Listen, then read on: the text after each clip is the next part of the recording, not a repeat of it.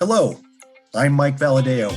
Welcome to Episode 7 of the Navigating the Cloud Journey podcast series. Years ago, when I was running IT in the healthcare industry, there was a running joke that went like this. With all their technical prowess, why doesn't Cisco, IBM, or Juniper make pacemakers? The answer? Because 99.9% uptime just isn't good enough. If the pandemic has taught us anything, it's that healthcare is a critical component of our lives. We fully expect hospitals, medical equipment, and services to be there when we need them. In today's segment, we focus on ransomware. Too many people think ransomware is just about file locking, but that is just the tip of this disruptive iceberg. My guest today is Benjamin Stock, who is currently Director of Healthcare Product Management at Ordr Incorporated. Ordr is a Silicon Valley startup focused on securing the connected world. Welcome to our program, Ben. Thanks, Mike. Thank you for having me. Thank you. Let's start off with the basics. How do you define ransomware, and what does it mean to us all?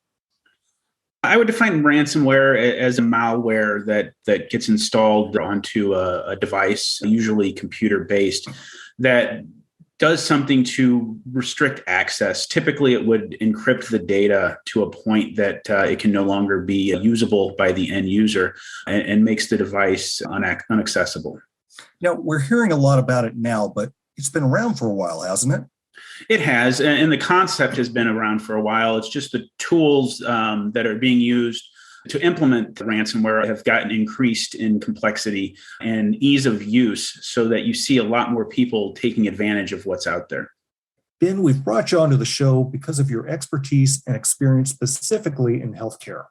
But most of what we're going to be talking about today still applies to other industries and sectors as well. Is that correct? Correct. Yeah. The devices that are classified as medical devices are in a special category, but they also coincide with manufacturing devices that are designed for a specific task, and that's all they do. That's really what a medical device is. It's designed to do one thing well and repeatedly. It can carry it over to multiple different verticals, be it manufacturing or utilities for that matter. Yes, utilities also use remote devices and IoT. A few years ago, I was assisting a public hydro company in Canada. One Monday morning, an external source logs in and starts opening and closing water valves. The company was shocked. Everyone just assumed access had always been locked down.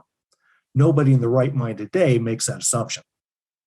Regarding your background, Ben, weren't you at one point a certified biomed equipment technician? I believe you also worked in medical imaging. Did I get that right? That is correct. After 9/11, I lost a position that I had with a company that I planned on working for a long time. And these positions came up, and I didn't know what a biomed was or what they did, but I talked to them, and it was a great opportunity. I didn't have a healthcare provider background. I couldn't do any direct patient care, but I could still provide a service to the healthcare industry that was needed. And I found my calling, and I worked for the same organization before joining Ordr for 18 years. Being almost every position in the healthcare maintenance side for medical equipment. Benjamin, in a hospital, how many devices are there? How do you calculate that? If you're looking at all connected devices, we're seeing an average of 14 to 15 devices per bed. Hospitals are generally sized by the beds, the amount of patients they can take care of. If we're looking at strictly medical devices, we'd be looking at about 7 devices per bed. What is it about healthcare that makes it so easy for ransomware to be involved? Ransomware is generally a crime of opportunity. It is a group of people typically making multiple attempts to exploit different verticals. And healthcare is one of the ones commonly exploited for a couple reasons.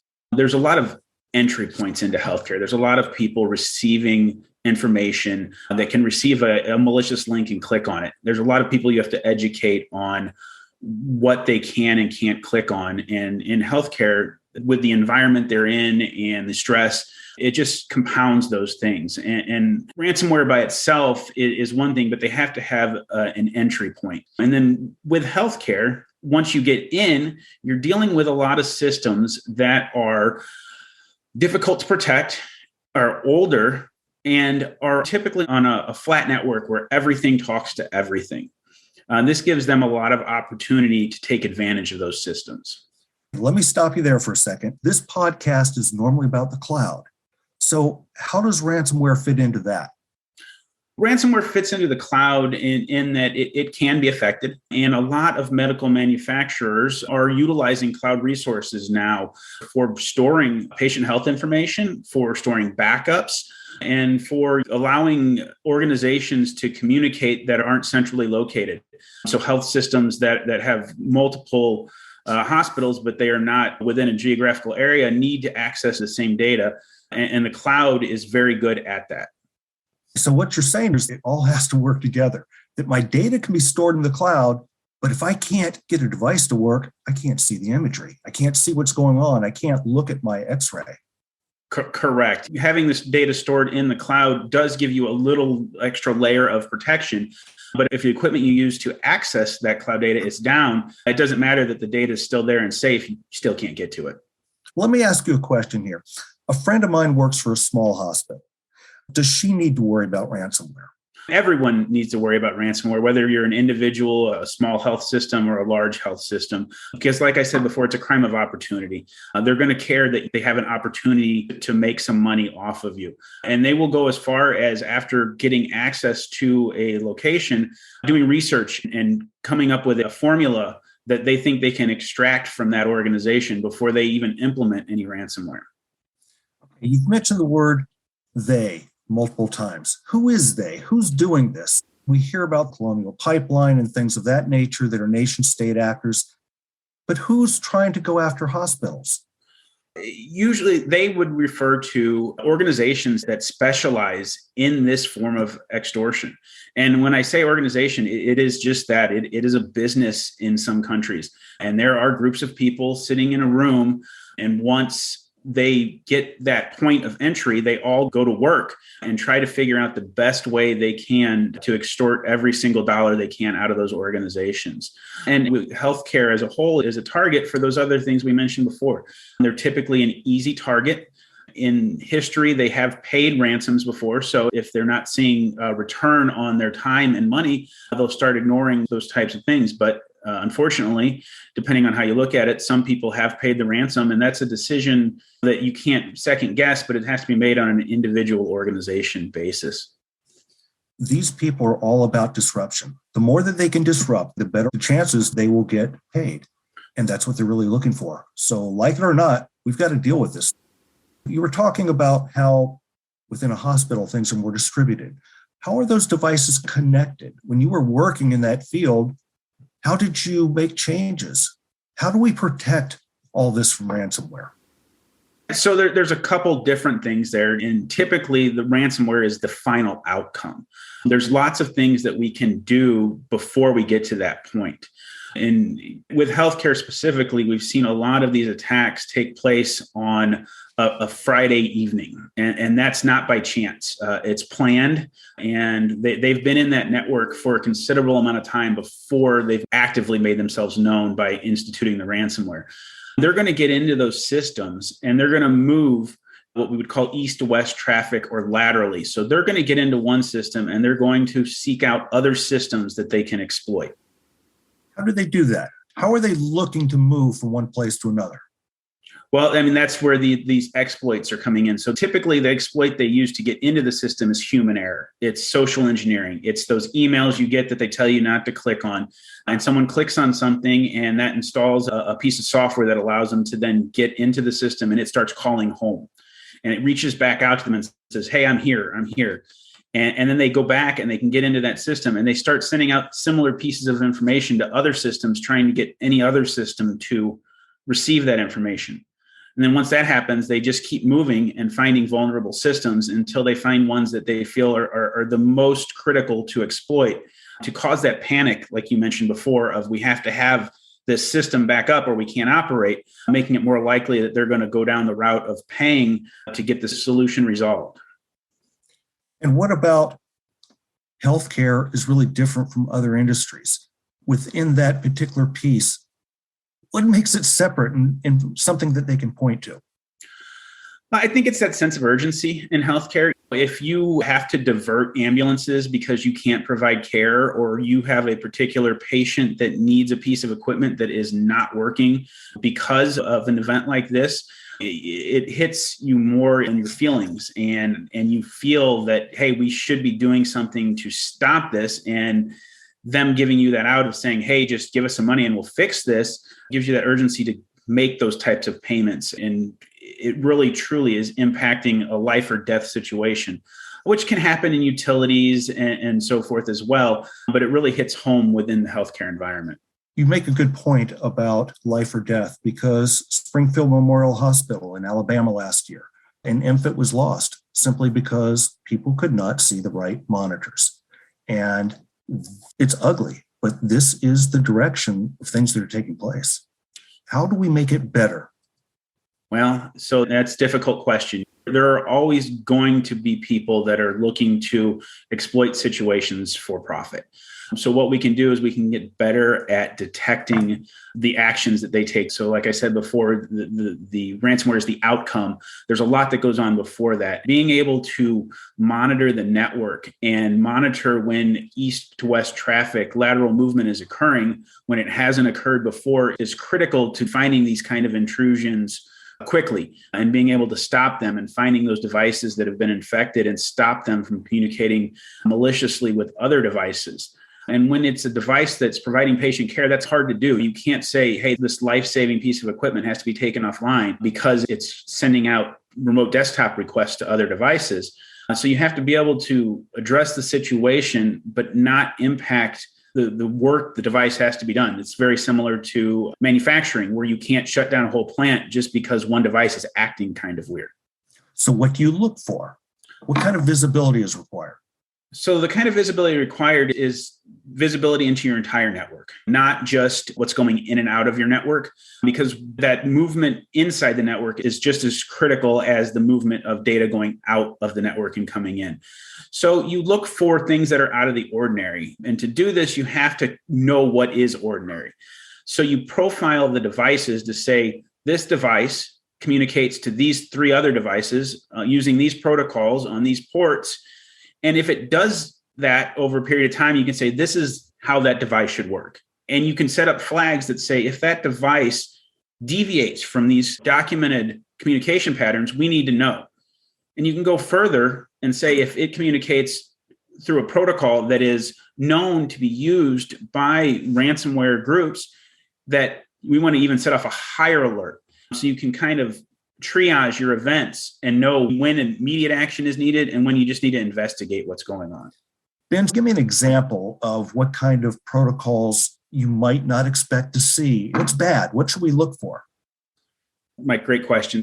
We talked about legacy medical devices. So unfortunately, some of these devices use insecure protocols as a part of their systems and a part of their programming because they were developed when these were secure protocols.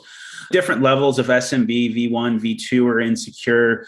There's even some of the early LDAP protocols that would be considered insecure. A lot of your remote desktop requests can be insecure. Almost anything that's not encrypted could be a problem as far as protocols go, especially when you're dealing in the medical environment.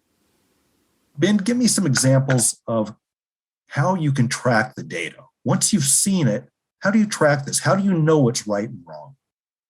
So that goes back to the profile discussion. So we build profiles around the devices to identify what the device is. So by looking at the protocols that's communicating over and decoding them, we can determine that a particular device that's speaking DICOM protocol, which is your typical medical imaging protocol, we can tell you what the manufacturer is, that it's a CT. We can tell you its typical amount of images it's doing over a period of time. And what that allows us to do is identify those devices so that we know what devices are medical devices and what devices are just typical workstations that could be secured using traditional methods and not necessarily have to go in depth into how you're securing them and use local applications to protect them. You mentioned earlier that many times the medical devices are isolated. Talk a little bit about that. How do you protect it? Yeah, isolating devices is a great way to protect them. Typically, in the health system, you'll see where they're using a dedicated medical virtual LAN or VLAN. And it is a way to segment them, but it's not really keeping them from talking to other devices. So what we've started to see in healthcare is network access controller NAC, where you're actually setting that these particular devices are limited in communication to other devices, but not just to the communication to other devices, the exact protocols and ports that they can communicate with those devices on.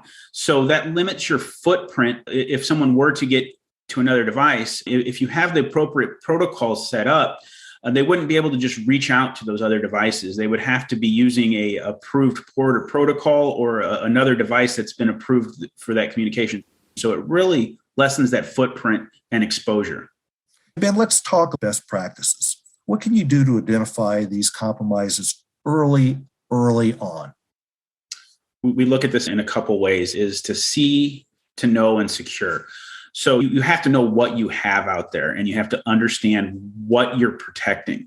So that's the first part of the battle, knowing what's there. And then once you know what's out there, you need to know what it's doing. So you need to have an understanding of how these devices communicate, what they're doing on a daily basis, and being able to monitor that. And then once you know all that information, you need to know how to secure it, and you need to have the proper tools to secure it. This will give you that first line of defense so you can see when there is an intrusion occurring and when people are trying to take advantage of these systems that may be a little less secure than more modern systems that are out there. And bringing it back to the cloud, once again, you'd said that the cloud does have some benefits. Let's touch upon those. Sure. In healthcare, and you're going to see this, I think, more. The cloud has advantages in that it decentralizes what you're doing. It also allows you to do that without any additional hardware expenses. A lot of the expenses within the healthcare organization are for maintaining equipment that you don't even see in the hospitals that are in data centers. And by utilizing cloud resources, we can offload that infrastructure from the healthcare system and still have access to all the data and the systems that are needed. And I appreciate the fact earlier you said this isn't all doom and gloom. We do have options here. There are things that can be done. And if we do our jobs right, we can keep things up, we can keep them running, and keep people happy and safe. Absolutely. And I think safe is the key one there. With our reliance on technology in healthcare, the impact of these events is going to be more impactful because you won't be able to get to the information you need. And we need to do everything we can to do that, keep them safe. And of course, in the cloud, we call these security zones, but the same concepts are applying across the board. So now let's say that we have gotten into a situation where we do suspect that a particular device has been infected. What do we do? Where do you go? It truly depends on what that device is. And that's where that knowledge of profiling comes from. We're going to treat a device that's a general workstation completely different than something that could be providing patient care.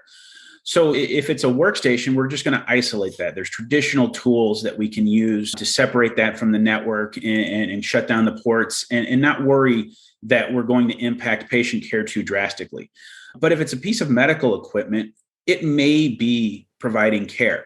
And if we've profiled that device, what we can do is we can implement a NAC policy or a firewall policy that only limits the communication that we're seeing that's malicious and allows the communication that we've seen in the past to continue. So you can, in fact, isolate the device, stop the attack, and have no impact on the patient or the end user of the device. Now, your company does have programs to do this. Does it do it automatically?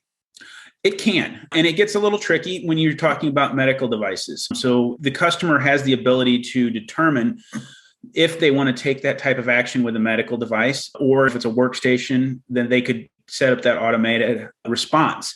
But we don't do the work ourselves. We trigger the solutions depending on what available solutions the end users have. So if they're a Cisco shop, they would generally have Cisco ICE as their NAC solution.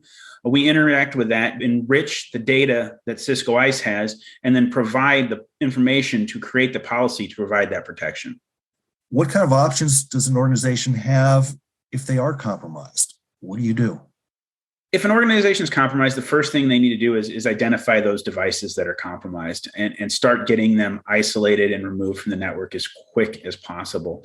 Like I mentioned before, the ransomware is the end event. There's usually some time in between when you're compromised and when they fully exploit all the available options. So identifying that lateral movement we talked about and isolating those devices or getting them completely off the network is the first thing you need to do if you see anything suspicious like that. And what about the end event? What if we do see, we've got the warning messages saying that you are locked up? What options does the hospital have? Unfortunately, you have two options at that point in time. One is to pay the ransom, and the other is to go at the solution and basically bring those systems back up with a backup. These are all individual decisions that each organization is going to have to make based on all the available information they have. Unfortunately, the actors that are doing this are getting a lot better. And if you don't find them early, they're going to find your backup servers and so forth, and they're going to start encrypting there before they encrypt the end device. So a lot of times your backup plan is gone and you don't even know it until it's too late. It makes it very difficult. I'm going to throw out a couple of numbers here. Since we have people watching our podcast around the world, in the UK, one of the recent surveys that came out from Information Security Magazine said that 38% of people in the UK did choose to pay the ransoms and 44% refused. So again, that's just one sector. But we're also seeing with other numbers here that in 2021, the average cost for ransomware was $570,000. That's a lot. Now, granted, these are all corporations or hospitals or utility companies, but that's just the average, $570,000. Huge changes here over the last few years. Definitely. Yeah. The numbers that I have, ransomware cost healthcare organizations in 2020 over $20 billion. And that's double the amount it cost from 2019. So this is, I hate to use the word pandemic in the state we're in, but it is a pandemic or an epidemic. It's not going away and it's just going to continue to grow. All we can do is get better at identifying it and protecting systems from it. Another piece of the puzzle here is sometimes people think, well, we'll just use insurance to cover it. Well, the fact is, yes, there is ransomware insurance. You can get that. However, first of all, it's very expensive. And similar to medical malpractice insurance, they also make sure that you're doing your due diligence before they pay out. So this isn't just a blanket policy that says, if something happens, you're in good shape, because they're going to come back, they're going to audit you, they're going to make sure that you've done all the things that you should be doing, including what you said, separating the different devices, checking to make sure that things have been upgraded. All these things are going to be done before they pay out. So the onus is really on the companies.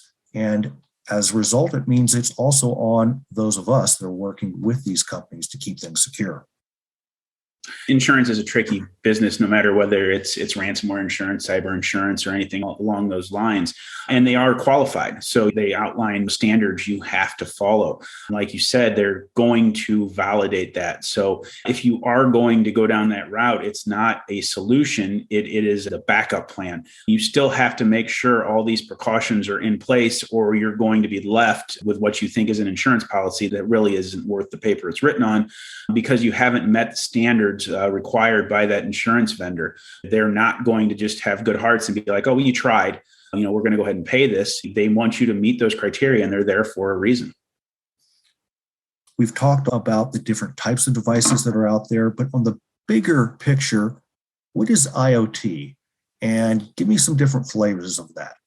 Yeah, IoT or Internet of Things, it's a pretty wide variety of things. It could be from the point of sale credit card readers, the HVAC controllers that you find everywhere. The infamous Target hack was started by a HVAC controller, which would qualify as an IoT device.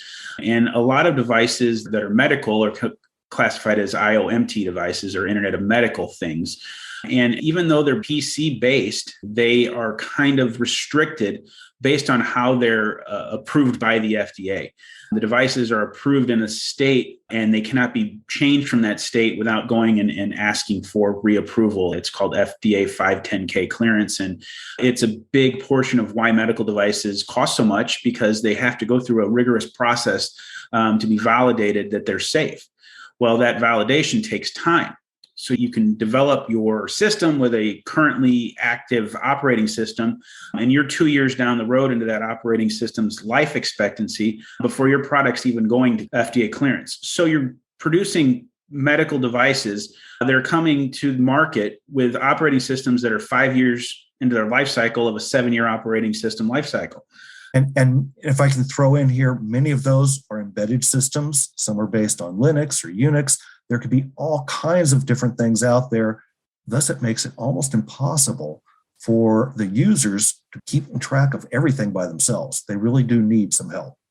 They do. And the manufacturers are improving. This isn't a doom and gloom story.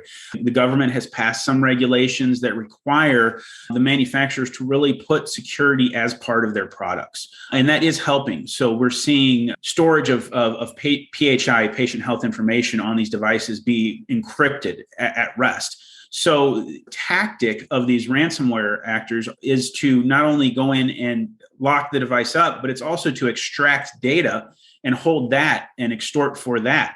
So a PHI record is worth more than a credit card. I don't have the exact numbers in front of me, because the information in that record can't be changed. You can get a new credit card by making a phone call, but you can't change medical diagnoses or your medical ID numbers or possibly your social security number. So those records are worth more money, and they're taking advantage of that. So if people want to get in contact with you, Ben, what's the best way? Pretty easy to find on LinkedIn. You can look me up, just Benjamin Stock, and it'll list me at Ordr. And I'm more than open to any kind of conversations. Thank you very much. You have a great day. Thank you, Mike.